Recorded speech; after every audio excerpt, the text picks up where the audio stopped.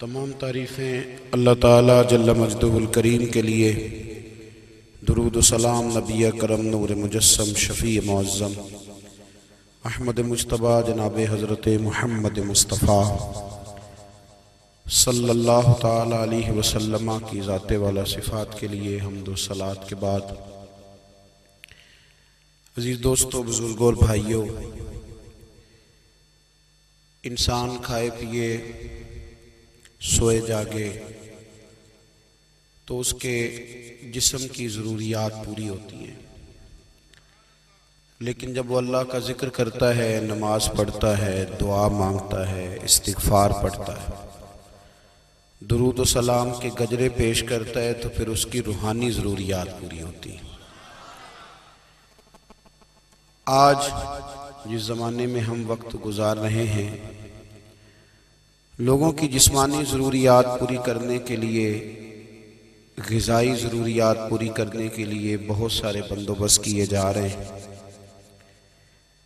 لیکن جتنا لوگ اپنی ظاہری ضروریات میں خود کفیل ہوتے جا رہے ہیں، اتنا ہی زیادہ وہ روحانی طور پر کمزور ہوتے جا رہے ہیں۔ گھنٹوں بیٹھ کر گپ شپ کرنے والے لوگوں کے لیے تھوڑی دیر بھی ذکر الہی کرنا مشکل ہو جاتا ہے۔ لمبی چوڑی باتیں کرنے والے، لمبے چوڑے دلائل دینے والے لوگ اور سمجھدار لوگ اور سیانے لوگ عبادت کے معاملے میں سستی کرتے ہیں، عمل کے مسئلے میں کمزور ہو جاتے ہیں۔ تسبیحات کرنا، وظائف پڑھنا، درود و سلام پڑھنا، کم بولنا، سچی بات کرنا، صبر سے رہنا، شکر کو اپنانا، قناعت اختیار کرنا، حسد، بغض، عداوت سے بچنا، یہ لوگوں کے لیے مشکل ہو جاتا ہے۔ پھر اس کا نقصان یہ ہے کہ معاشرہ ایک عجیب سی بے سکونی اور بے قراری کا شکار ہے۔ جیب میں بہت زیادہ پیسے رکھنے والا، خوش شکل نظر آنے والا، پیٹ بھر کے روٹی کھانے والا شخص بھی ڈھونڈتا پھرتا ہے کہ آخر میں پریشان ہوں کیوں۔ آپ انسانیت کی تاریخ پڑھیں گے تو آپ کو معلوم ہوگا کہ انسان نے کبھی پتھر کی پوجا کی، کبھی معاذ اللہ چاند سورج کی، درختوں کی، بتوں کی پوجا کی۔ معاذ اللہ یہ غلط ڈائریکشن پہ تو چڑھ گیا، لیکن ایسا نہیں ہے کہ کوئی بندہ دنیا میں آیا ہو اور کسی کی اس نے عبادت نہ کی ہو۔ اس لیے کہ اللہ تبارک و تعالیٰ نے جس طرح ہمارے جسم میں کھانے کی طلب رکھی ہے، پینے کی طلب رکھی ہے، سونے کی طلب رکھی ہے، اسی طرح اللہ تعالیٰ نے عبادت کے لیے طلب رکھی ہے جسم میں۔ یہ تو ہوا کہ انسان گمراہ ہو گیا، غلط رستوں پہ چل نکلا،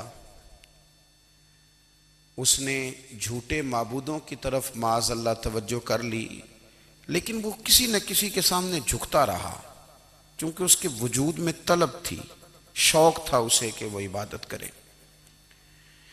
اللہ تبارک و تعالی جب مسلمان کو توفیق دے اور اللہ کی بارگاہ کی جانب وہ رجوع کرے، تو پھر اس کا رویہ یہ ہونا چاہیے کہ اس کی توجہ ہو اللہ کی جانب۔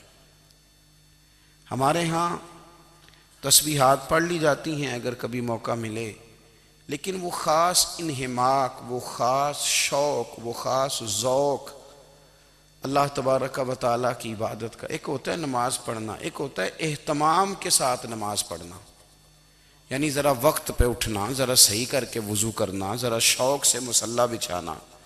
ایک ہوتا ہے تسبیح پڑھ لینا، اور ایک ہوتا ہے ذرا تھوڑا سا نا شوق کے ساتھ اللہ کو یاد کرنا۔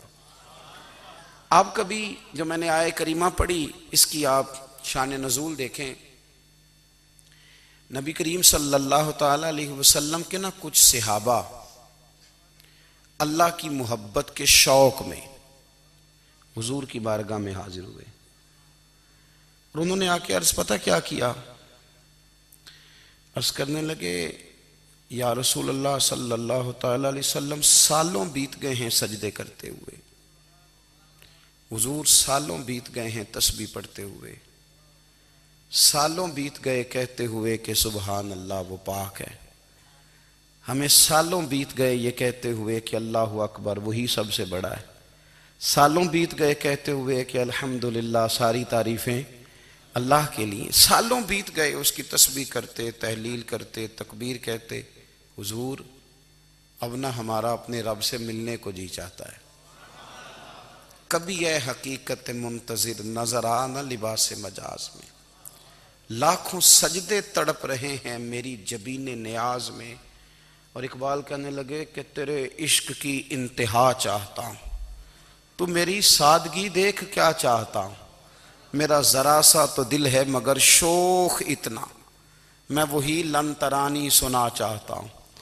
میرا بھی دل کرتا ہے کہ اللہ میں تجھے کہوں میں تجھے دیکھنا چاہتا ہوں، جس طرح حضرت موسیٰ کلیم علیہ السلام نے کہا تھا، اور تو مجھے کہے کہ لن ترانی تو نہیں دیکھ سکتا، ذرا سا تو دل ہے مگر شوق اتنا، میں بھی وہی لن ترانی سنا چاہتا ہوں۔ پھر کہنے لگے بھری بزم میں راز کی بات کہہ دی، بڑا بے ادب ہوں سزا چاہتا ہوں۔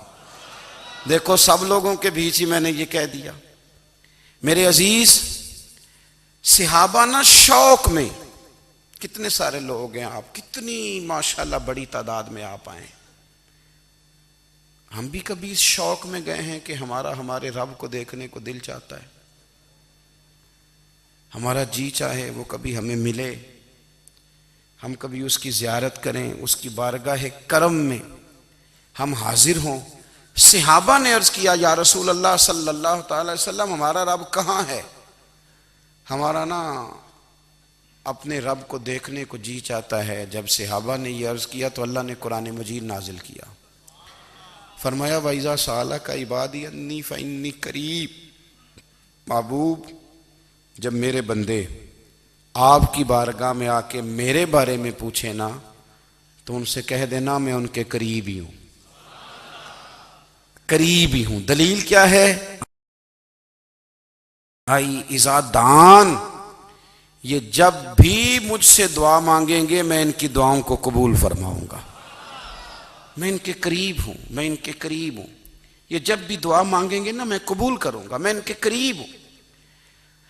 اللہ تبارک و تعالیٰ کے بندے اللہ سے محبت کرتے، رب کی بارگاہ میں جھکتے، اس کو اپنے دکھ سناتے، اس کے پیارے محبوب صلی اللہ تعالیٰ علیہ وسلم کا وسیلہ لے کے اس کے حضور حاضر ہو جاتے، پیشانیاں سجدوں سے روشن ہوتی۔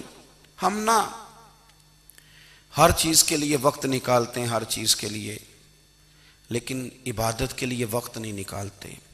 ہر شے آباد ہے، ہر شے، ہماری فیس بک بھی آباد ہے، واٹس ایپ بھی آباد ہے، ہمارے ٹویٹر بھی آباد ہیں، ہماری ہر چیز آباد ہے، سب سے کم آباد ہمارا مصلی رہ گیا ہے، سب سے کم۔ وہ لوگ اب ڈھونڈنے سے ملتے ہیں جن کی بغل میں مصلی ہوتا تھا۔ میرے بھائی آپ کتنا کو دنیا کے پیچھے بھاگو گے تھکا دے گی، کتنا دولت کے پیچھے بھاگو گے تھکا دے گی۔ آپ جب اپنی زندگی میں جمع تفریق کرو گے نا تو مرتے وقت احساس ہوگا کہ سارا کچھ تو لوگوں کے لیے کیا، اپنے لیے تو کر ہی کچھ نہیں سکے۔ اور ہم عبادت کے معاملے میں بہانے بازی بھی کرتے ہیں، ہم کہتے ہیں اوہو رزق کمانا بھی تو عبادت ہی ہے نا، تو میں حلال روزی کے لیے جا رہا ہوں یہ بھی تو عبادت ہے نا۔ میری طرح کے لوگ کہہ دیتے ہیں کہ میں سویرے اٹھ کے مدرسے میں کچھ اسباق دیکھتا ہوں تو یہ بھی تو عبادت ہے، میں بیان کرنے کے لیے مطالعہ کرتا ہوں تو یہ بھی تو عبادت ہے نا، اتنے لمبے سفر کر کے ملک میں دنیا میں گھومتا ہوں تو یہ بھی تو میں عبادت ہی کر رہا ہوں۔ اب اسپیشل نفلوں کے لیے وقت کس طرح نکلے، اسپیشل کر کے تسبیح میں کیسے چلاؤں، میں سارا کچھ ہم بہانے بنا لیتے ہیں نا۔ میرا سوال یہ ہے کہ یہ ساری باتیں صحابہ کو، نبی کریم کو، دیگر لوگوں کو بھی تو پتہ تھی نا، لیکن آپ غور تو کریں 23 سال حضور کو وقت ملا، مختصر وقت ظاہراً تبلیغ کرنے کے لیے، پوری دنیا میں دین بھی پھیلانا ہے۔ گھر میں 11 ازواج ہے، 4 بیٹیاں ہیں، ان کی اولادیں، سارے کام کاج بھی دیکھنے ہیں، لیکن سیدہ طیبہ طاہرہ حضرت عائشہ صدیقہ رضی اللہ تعالیٰ عنہ فرماتی ہیں سارا دن تبلیغ کرتے، ہر غلام کے دکھ سنتے، گھر میں آتے تو اپنے گھر والوں کا خیال کرتے، کام میں ہمارا ہاتھ بٹاتے. قربان جاؤں، کہتی ہیں زمانہ سارا سو جاتا لیکن آمنہ کے لال مصلی بچھا لیتے. دنیا سو گئی ساری، سب سو گئے، جو خدام تھے، وہ جو غلام تھے، وہ سو گئے. صحیح مسلم نے لفظ ملیں گے، سیدہ پاک فرماتی ہیں او میرے نبی کے غلاموں، میں نے یہ رنگ بھی دیکھا ہے کہ حضور نے اتنا کھڑے رہے، اتنا قیام کیا، اتنا قیام کیا کہ مقدس پیروں میں ورم آ گئے، سوج گئے پیر. اتنے بڑے دل پہ ہاتھ رکھ کے نہیں بتا سکتا کہ میرے کبھی نماز میں پیر سوج گئے ہوں، کوئی نہیں بتا سکتا. بچوں کی روٹی کماتے تھک گئے بات الگ ہے، ہم سیر کرنے گئے تو تھک گئے بات الگ ہے، لیکن عبادت میں یہ بھی تو مسلم شریف ہے نا، یہ بھی تو دین ہے نا، یہ بھی تو حضور کی سنت ہے، یہ بھی تو وہ چیز ہے جو کریم کی آنکھوں کی ٹھنڈک ہے. سیدہ فرماتی ہیں پیروں میں ورم آ گئے اور ساری رات ہی حضور نے نماز پڑھی اور ایک ہی آیت بار بار دہرائی. مسجد نبوی میں بلال حبشی نے فجر کی اذان دے دی اور حضور ابھی مصلی پہ تھے. کریم فارغ ہوئے، میں نے عرض کی یا رسول اللہ صلی اللہ علیہ وسلم، آپ کے تو صدقے اللہ اگلے پچھلوں کے گناہ معاف کرے گا، تو آپ اتنی آہوزاری کیوں فرماتے ہیں؟ آپ تو شفیع ہیں، آپ تو انبیاء کے امام ہیں. تو حضور نے فرمایا عائشہ تم نے گنوایا ہے نا میرے اللہ کی مجھ پر کتنی رحمت ہے. افلا اکون عبدا شکورا، فرمایا اگر اس نے اتنی نعمتیں دی ہیں تو کیا میں اس کا شکر گزار بندہ نہ بنوں؟ میں شکر گزار بندہ نہ بنوں اس کا؟ پھر اگر اتنی نعمتیں اس نے دی ہیں، مجھے اتنا نوازا ہے، تو پھر میں اس کے سامنے سجدے نہ کروں؟ او میرے بھائی، بڑے قابل فخر لوگ ہیں ہم کہ ہم نبی پاک کے غلام ہیں. ہم قابل فخر ہیں کہ نبی کریم کے غلام ہیں. کیا کبھی اس غلامی کے شکرانے میں بھی 2 نفل پڑھے کہ یا اللہ تیرا شکر ہے تو نے ہمیں حضور کا غلام بنایا ہے؟ یاد رکھیں کہ اپنی روحانی زندگی کو آباد کریں، استغفار پڑھیں، تسبیحات کریں. حضرت عبداللہ ابن عمر رضی اللہ تعالیٰ عنہ حضرت عمر کے صاحبزادے، مکہ مکرمہ میں ان کی قبر ہے. میں نے جب انہیں پڑھا تو مجھے ان سے بڑا پیار ہو گیا، لیکن آپ کو پتہ ہے وہاں جا کے کسی شخص کا مزار تلاش کرنا یا پوچھنا ایک مشکل کام ہوتا ہے.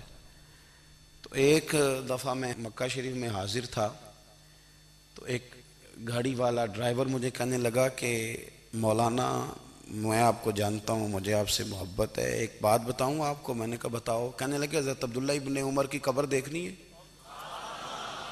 میں نے کہا یہ تو نہیں کہہ رہا، یہ کسی نے بندوبست کرایا ہے، یہ اللہ نے تیرے دل میں بات ڈالی ہے، یہ ہو گیا تو لے چل مجھے. حضرت عبداللہ ابن عمر کو نبی پاک نے فرمایا تھا راجل صالح، یہ نیک بندہ ہے، یہ متقی آدمی. حضرت عبداللہ ابن عمر رضی اللہ تعالیٰ عنہ سیدنا فاروق اعظم رضی اللہ تعالیٰ عنہ کے صاحبزادے ہیں اور ان کی ہمشیرہ سیدہ حفصہ رضی اللہ تعالیٰ عنہ حضور کی زوجہ محترمہ. ایک دن اپنی ہمشیرہ سے کہنے لگے کہ نبی کریم صلی اللہ تعالیٰ علیہ وسلم گھر میں آئے نا، اور اگر حضور غم امت میں پریشان نہ ہوں، طبیعت کو حشاش بشاش دیکھو، تو ذرا پوچھنا تو صحیح حضور کا میرے بارے میں کیا خیال ہے، پوچھنا تو صحیح کہ کریم کی بارگاہ میں میرا کیا مقام ہے، میرے بارے میں حضور کیا فرماتے ہیں. اب بہن کو کام بتائے اور بتائے بھی بھائی، اور پھر بہن وہ کام نہ کرے، یہ تاریخ میں ہوتا نہیں. حضرت عمر فاروق رضی اللہ تعالیٰ عنہ کی صاحبزادی ام المومنین رضی اللہ تعالیٰ عنہ فرماتی ہیں کہ میں تو بس منتظر تھی. انہوں نے تو کہا تھا نا کہ اگر تم حشاش بشاش دیکھو تو بات کرنا، لیکن حضور تشریف لائے، میری باری تھی، میرے گھر تشریف لائے، کھانا پیش کیا تو فوراً میں نے عرض کی حضور ایک بات پوچھنی تھی. تو حضور نے فرمایا پوچھئے. میں نے عرض کی حضور میرے بھائی عبداللہ ابن عمر کے بارے میں آپ کا کیا خیال ہے؟ نوجوانوں میری بات پہ غور کرنا، میرے بھائی کے بارے میں آپ کا کیا خیال ہے؟ تو نبی کریم صلی اللہ تعالیٰ علیہ وآلہ وسلم نے میری طرف دیکھا اور پھر حضور زیر لب تھوڑا مسکرائے. اور بریلی کے امام کہتے ہیں کہ حضور مسکرا دیتے تھے نا تو جو بڑا دکھی ہوتا تھا وہ بھی ہنس پڑتا تھا. اب سوال پیدا ہوتا تھا کہ پھر تو اس مسکراہٹ کے لیے انتظار کرنا پڑتا ہوگا کئی کئی مہینے کہ حضور مسکرائیں تو رونے والے ہنسیں، تو اعلیٰ حضرت فرماتے ہیں نہیں، انتظار نہیں کرنا پڑتا، یہ مسکراتے رہنا تو حضور کی عادت ہے۔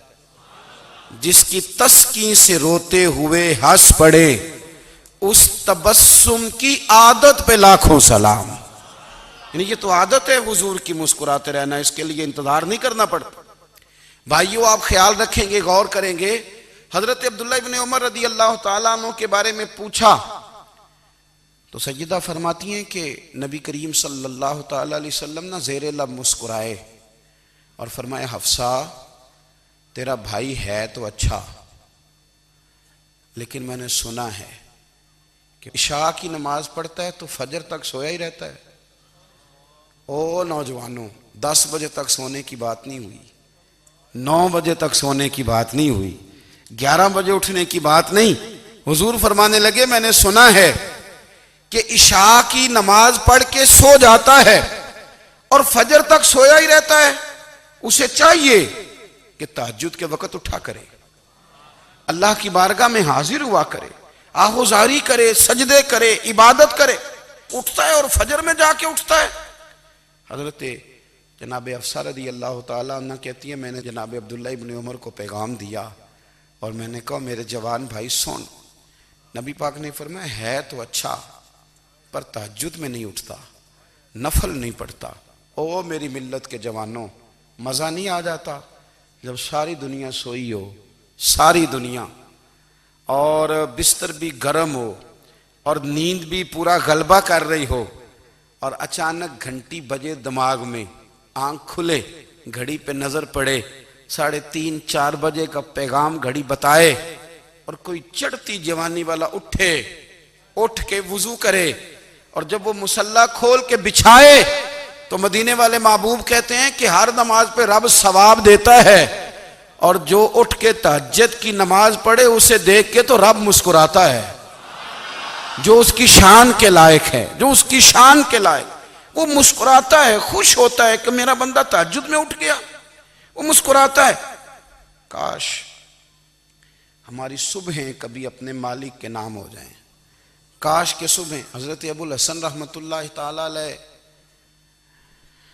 حضرت معاذ ابن جبل رضی اللہ تعالیٰ عنہ کے پاس بیٹھا کرتے تھے، فرماتے ہیں ان سے جو پیار بڑھا تو پھر میرا مصلی سے بھی بڑھ گیا۔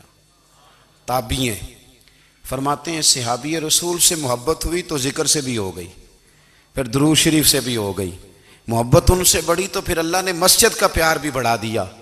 آپ فرماتے ہیں کہ میری ہر وقت بھی یہ چاہتی تھی کہ بس اللہ اللہ کروں، بس اللہ اللہ کروں، بس نہ میں ذرا تھوڑی جان چھڑاؤں لوگوں سے، کوئی 10 منٹ ملے تو میں کچھ 4 نفل پڑھ لوں، میں تھوڑا سا نہ بچوں لوگوں سے، اور مجھے تسبیح ملے تو میں نہ کچھ 400-500 دفعہ استغفار پڑھوں، سبحان اللہ، الحمدللہ، اللہ اکبر، لا حول ولا قوت الا باللہ، میں نہ تسبیحات پڑھوں۔ فرماتے ہیں کہ بچے تھے گھر میں 6-7، غربت تھی، کام ملتا کوئی نہیں تھا، اور میں کام چور نہیں تھا، کام ڈھونڈتا تھا، پر اللہ کی قدرت کے کام نہیں ملتا تھا۔ فرماتے ہیں کہ میں نے ایک دن اپنی اہلیہ سے کہا کہ آج میں پھر جاتا ہوں کام ڈھونڈنے، تو میری بیوی بڑی فرما بردار تھی، پر اس دن نہ غربت کے ہاتھوں تنگ آ کے کہنے لگی آج نانا کوئی تو چیز لے کے آیا، تو مجھ سے بچوں کی بھوک نہیں دیکھی جاتی، یہ سب روگاں دا روگ محمد جس دا نام غریبی، کنڈ بلا کے لنگ جاندے نہیں دوست یار قریبی، تو آج نہ کچھ لے کے آیا تو میں بچے لے کے میکے چلی جاؤں گی۔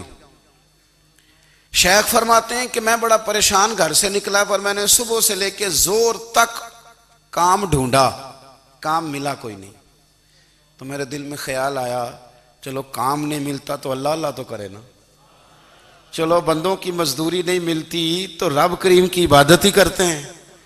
فرماتے ہیں کہ میں نے نا فرات کے پانی سے وضو کیا، نہر کے، شدید دھوپ تھی، ساتھ ریت تھی اور ریت تپ رہی تھی، میں نے اپنا رومال وہیں مصلی کے طور پر بچھا لیا، اور فرماتے ہیں کہ زور سے لے کر عصر تک نماز پڑھی، دھوپ بھی پورے زور پہ، پر میرے سجدے کا ذوق بھی پورے زور پہ۔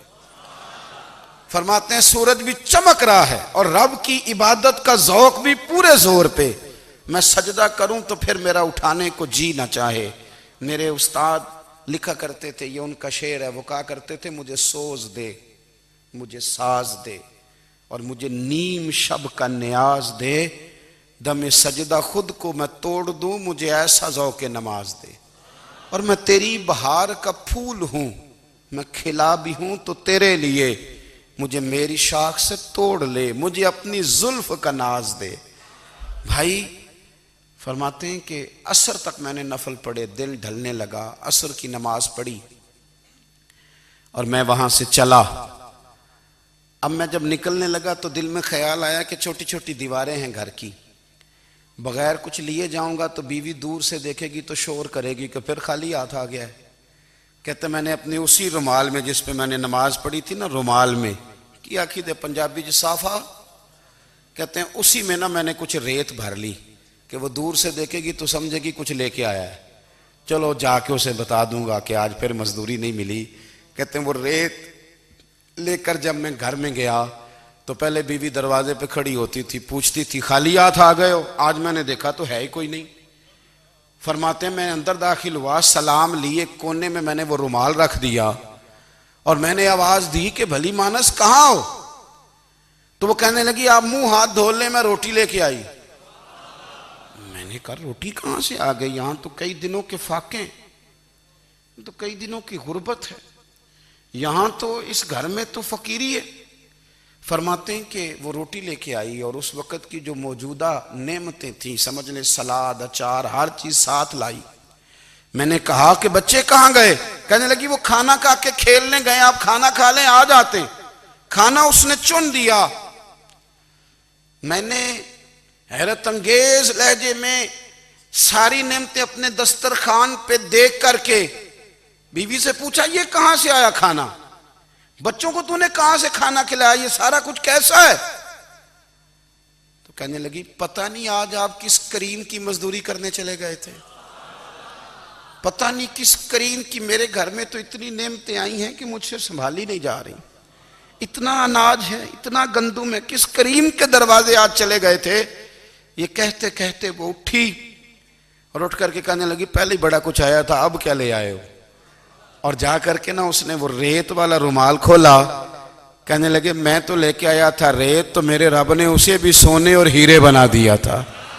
جب آپ کی توجہ اللہ کی جانب، میرے نبی پاک صلی اللہ تعالی علیہ وسلم نے فرمایا ہر چیز اپنے رب سے مانگ، ہر چیز مانگ، ہر چیز مانگ۔ یا رسول اللہ کیا کچھ؟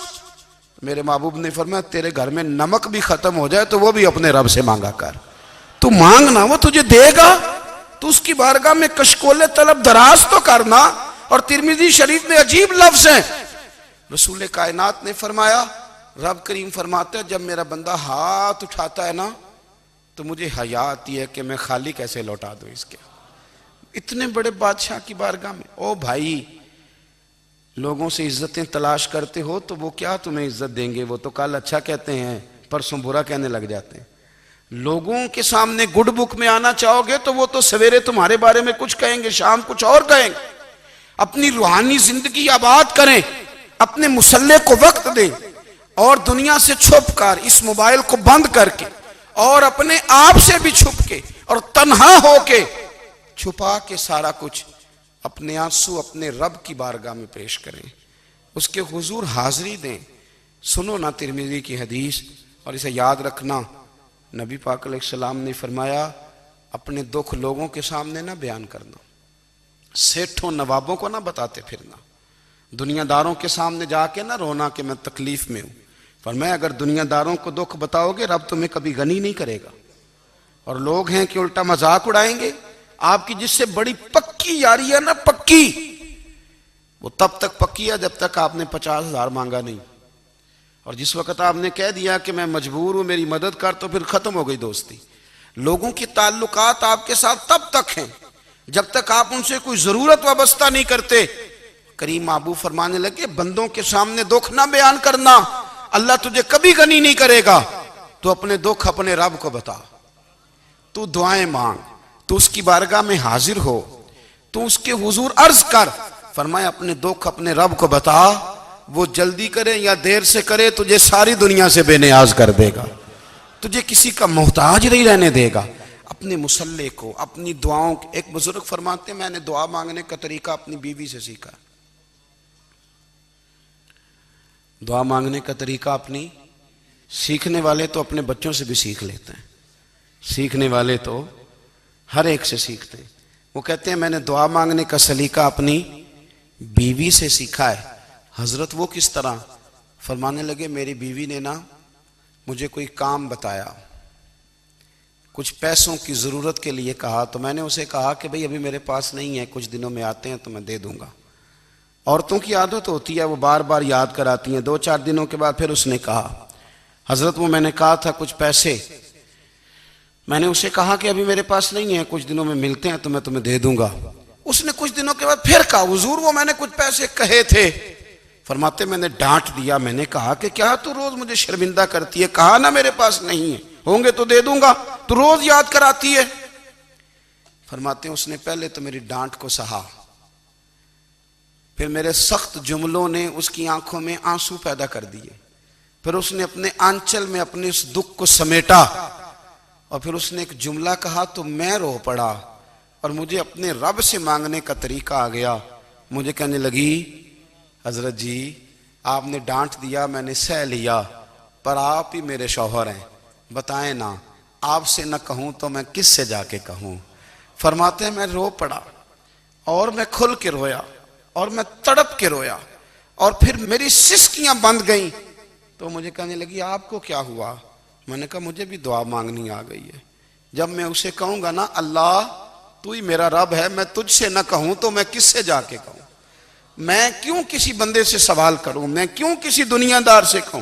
میں تیرے بندوں کا، نیک بندوں کا وسیلہ لے کے، تیرے محبوب کی غلامی لے کے تیری بارگاہ میں آیا، تجھ سے نہ مانگوں تو کس سے مانگوں؟ سمجھ آ گئی ہے. جب میں اس رنگ میں مانگوں گا تو پھر رب میرے اوپر بڑا ہی فضل فرمائے گا، وہ میرے اوپر بڑی رحمت کرے گا، وہ میرے لیے آسانیاں کرے. عزیز دوستو ہم اس طرح کرنے لگ گئے ہیں کہ ہم نے نا اپنے تعلقات پر اعتماد کرنا شروع کر دیا ہے. میرے تعلقات بہت ہیں. ہم نے اپنی دولت پر اعتماد کرنا شروع کر دیا ہے، میرے پاس دولت بہت ہے. ہم نے اپنے علم پر، اپنی شہرت پر اعتماد کرنا شروع کر دیا ہے کہ میرے پاس فلاں چیز بہت ہے. یاد رکھنا جب بے نیاز اپنی صفت بے نیازی دکھاتا ہے تو بڑی بڑی دولتوں والے مجبور نظر آتے ہیں. بھائیو جب انسان کا رشتہ اپنے مالک کے ساتھ ہوتا ہے پھر تو غم بھی کچھ نہیں کہتے، پریشانیاں بھی کچھ نہیں کہتی، پھر تو زندگی صبر والی، پھر تو زندگی توکل والی، پھر تو زندگی بھروسے والی. پھر انسان اپنے آپ کو رسوا نہیں کرتا، دنیا داروں سے امیدیں اس کی ختم ہو جاتی، امیدیں اللہ رسول سے لگا لیتا ہے، مضبوط ہو جاتا ہے، مضبوط، طاقتور ہو جاتا ہے، خوددار ہو جاتا ہے، باوقار باعزت ہو جاتا ہے. حضرت بہلول دانا رحمت اللہ علیہ بیٹھے تھے تو ہارون رشید حج کر کے آ رہا تھا، تو رستے میں حضرت شیخ سے ملاقات ہو گئی تو السلام علیکم کے بعد کہنے لگا حضور کوئی حکم ہو تو بتائیے گا. تو حضرت بہلول دانا فرمانے لگے تیرا رب کون ہے؟ اس نے کہا اللہ. تو فرمایا میرا کون ہے؟ کہا اللہ. فرمانے لگے تو بڑا ہی بیوقوف ہے، کیا تو یہ سمجھتا ہے کہ رب ہارون رشید کو تو دے گا اور بہلول دانا کو بھول جائے گا؟ تیرا بھی وہی رب ہے، میرا بھی وہی رب ہے. اس نے اگر تجھے دے کے آزمایا ہے تو ہو سکتا ہے مجھے نہ دے کے آزما رہا ہو. جب اس کی حکمت کے تقاضے ہوں گے تو عطا کرے گا اور دے گا. تو جا اپنا کام کر. بھائی اپنی روحانی زندگی، اپنی عبادات، اپنے وظائف، اپنے روزمرہ کے معاملات، اپنی دعائیں، اپنا استغفار.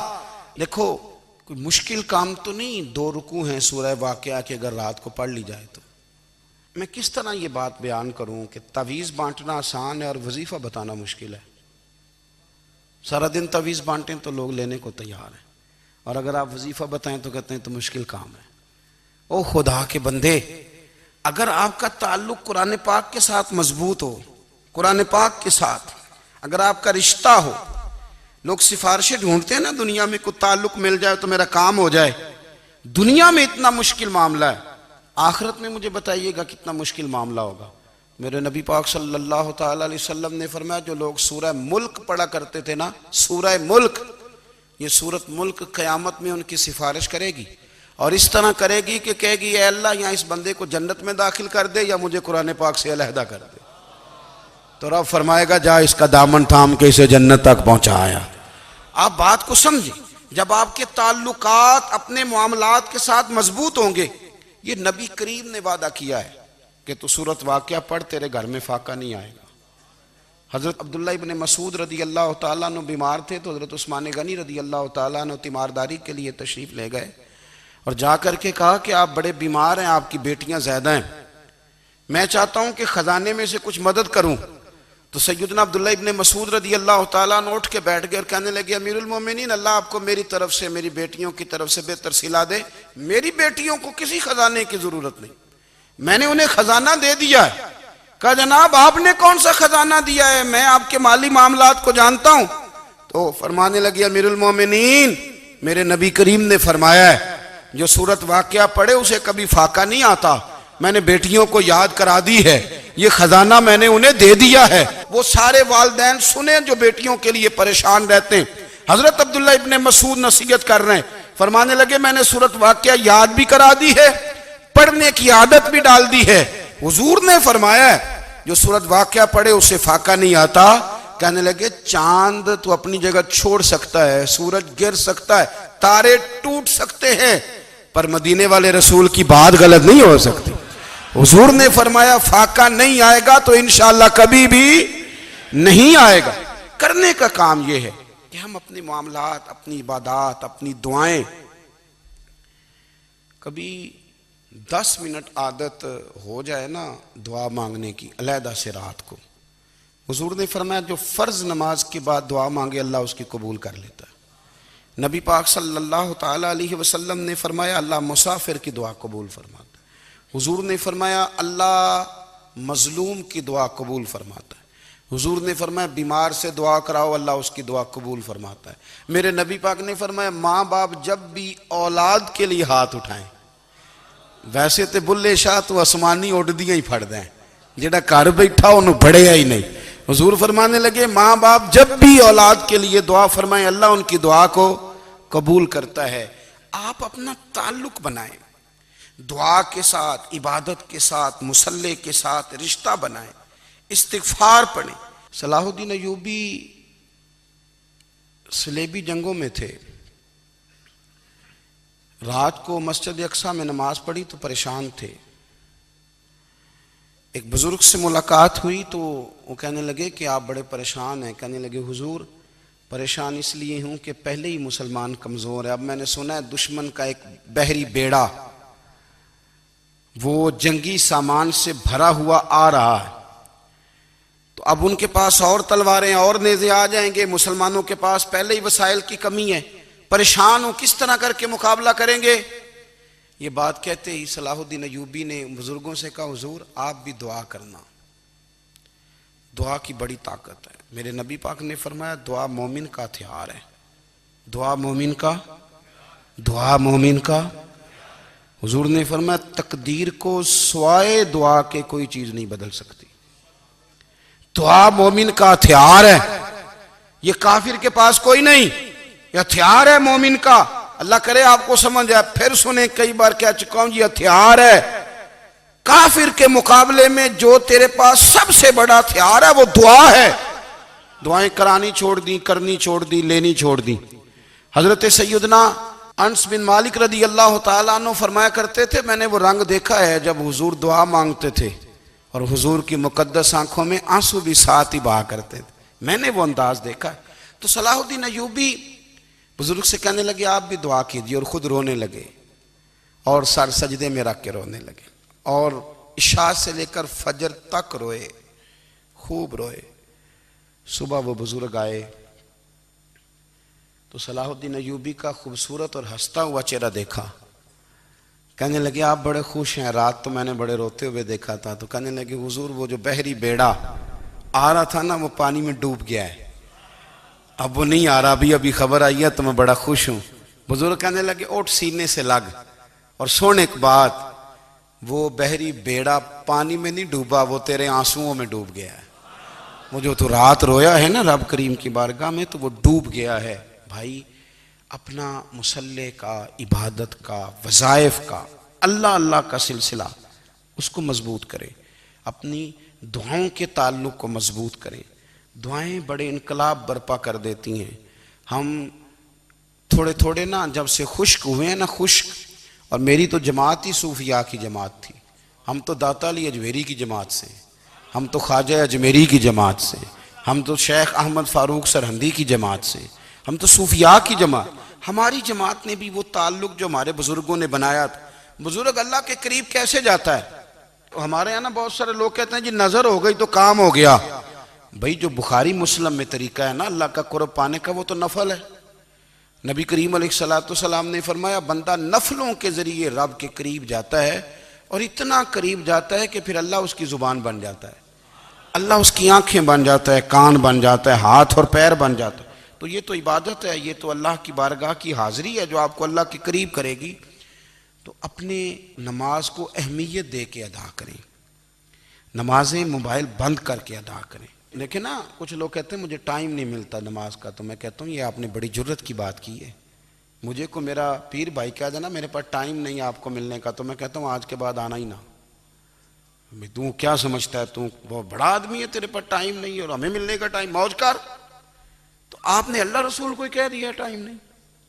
اور عجیب فلسفہ ہے نا، کہا جائے نماز پڑھنے آؤ تو کہتے ہیں کپڑے ٹھیک نہیں، اور کہا جائے کہ آؤ ذرا دعوت پہ چلیں تو کہتے ہیں 1 منٹ ٹھہر میں کپڑے بدل کے آیا۔